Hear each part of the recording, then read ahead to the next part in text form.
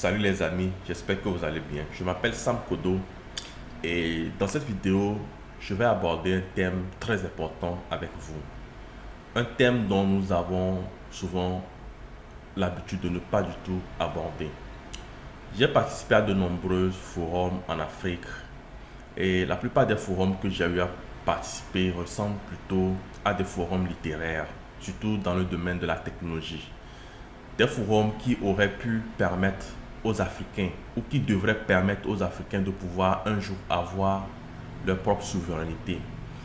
Malheureusement, force est de constater que ces forums ressemblent beaucoup plus à des forums littéraires ou à un concours de littérature où le meilleur parleur de français est perçu généralement comme le plus intelligent dans ces forums-là. Mais la plupart des questions qui devraient être abordées, qui devraient nous permettre un jour d'avoir notre souveraineté ne sont pas du tout abordées. Alors dans cette vidéo, j'ai voulu attirer votre attention sur un thème, sur un sujet très important dont je me suis longtemps posé des questions et je pense qu'il est temps aujourd'hui de faire asseoir cette question ou ce sujet sur la table afin que nous puissions en discuter pour voir comment nous pourrons un jour, au moins un jour, avoir notre propre souveraineté. Et le Congo, le Zimbabwe et d'autres pays en Afrique possèdent des richesses immenses, que ce soit en cobalt ou en coltan, qui sont l'un des principaux ressources ou des principaux outils nécessaires à la fabrication des semi-conducteurs comme les microprocesseurs, les circuits intégrés, les transistors, les résistors, etc. Mais force est de constater que sur nos propres terres, nous n'avons pas d'usine capable de transformer ces semi-conducteurs. Alors qu'aujourd'hui, il y a un enjeu énorme, un enjeu économique, un intérêt énorme sur la nécessité de disposer soi-même ses propres circuits intégrés. Tout récemment, j'ai essayé de fabriquer un téléphone portable. Il y a un logiciel comme ça en ligne gratuit et qui permet par exemple d'assembler les différents composants qui peut constituer un téléphone portable et de pouvoir contacter un fabricant pour pouvoir fabriquer soi-même son téléphone portable.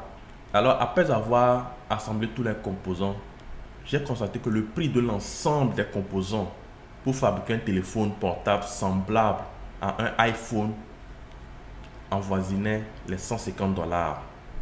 Est-ce que vous vous en rendez compte? $150. C'est-à-dire que ce soit les microprocesseurs, les circuits intégrés, les cartes graphiques qui gèrent l'audio, le visuel et tout le reste, la carte réseau, tout l'ensemble de ces éléments, de ces composants assemblés ne coûte que $150 ou 200 au maximum. Alors que sur le marché, nous savons très bien combien coûte un iPhone. Je pense qu'aujourd'hui, les Africains doivent se réveiller, saisir l'enjeu, la portée et l'intérêt que représente le marché économique des circuits intégrés. Lors des sanctions contre la Russie, nous avons vu comment les puissances tiennent d'autres puissances enlacées par les circuits intégrés, par la technologie. Mais si nous, en Afrique, nous ne nous posons pas les bonnes questions, à savoir, quand allons-nous avoir nos propres industries pour transformer les circuits intégrés, je pense que ça sera vraiment très difficile pour nous un jour de pouvoir avoir une réelle souveraineté. Une autre question également se pose. Aujourd'hui, il y a un grand intérêt pour l'espace. Et j'ai remarqué que également l'Afrique ne se soucie pas du tout de l'espace. Lorsqu'on parle de l'espace, généralement, on pense que ceux qui envoient des vaisseaux, les fusées, etc., c'est pour aller découvrir les vies extraterrestres ou pour chercher l'existence d'une vie, entre guillemets. Mais la vraie raison qui pousse ces milliardaires, que ce soit Elon Musk ou Jeff Bezos, c'est qu'il y a des gisements, des minerais, des gaz, des richesses, des trésors dans l'espace ou sur la Lune. Tout récemment, la Chine a envoyé un rover sur Mars. Vous ne vous posez pas la question à savoir qu'est-ce qui pousse ces gens-là à investir des milliards, des sommes colossaux pour l'espace. Mais nous sommes là.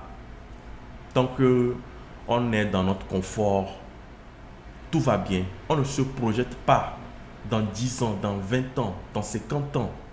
Et on continue malheureusement à avoir des débats creux, vides de sens. Je pense qu'il est temps. Il est temps de vraiment commencer par se poser de bonnes questions. Que voulons-nous accomplir? Que voulons-nous réaliser sur notre continent? Parce qu'il est temps, vraiment, chers amis, comme je le dis, d'avoir une vision pour l'Afrique. Actuellement, l'Afrique, excusez-moi de le dire, c'est comme nous n'avons pas vraiment de vision. On a des gens qui dirigent simplement parce que c'est une tradition, il faut diriger. Mais aux États-Unis où je vis, chaque minute, il y a des forums, il y a des débats sur des thèmes essentiels et existentiels même pour la survie de l'Amérique. Tantôt on parle des voitures électriques, tantôt on parle des circuits intégrés, tantôt il y a des thèmes sur de nombreux sujets. Mais chez nous, la plupart des forums, c'est le développement frugal, du développement rural, artisanal, technologique, souveraine, innovante, de la culture.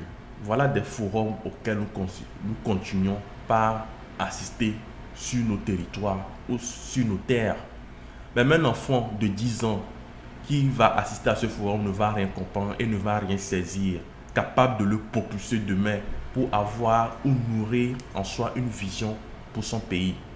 Je pense qu'il est temps vraiment qu'on commence par changer nos paradigmes de pensée, notre façon de voir le monde et commencer par asseoir un vrai leadership, une vraie souveraineté qui fera demain de nous de futurs leaders, de futurs dirigeants.